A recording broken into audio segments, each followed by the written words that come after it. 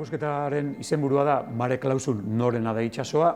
Mare Clausum esamolde horrek berak adierazten du itsaso itxilea eta kontrajartzen da itsaso irikilearen kontzeptuarekin. Eta nolabait hori da gatazka, ez?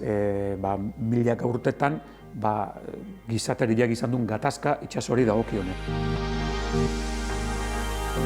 Ohiko paneletatik aparte, kartografia asko erabili dugu, azkenean ikusten dugulako kartografia funtsezkoa dela, azkenean denboran eta espazioan gertatu dian gauzak adierazteko.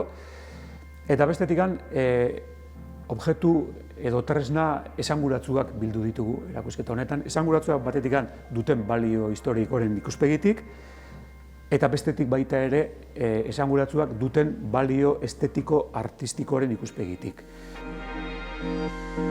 Entendemos al final que el patrimonio que tenemos en el País Vasco, en parte importante, se debe precisamente al mar, se debe a esos conflictos, a esas cuestiones que a lo largo de la historia han mediatizado la historia de la humanidad.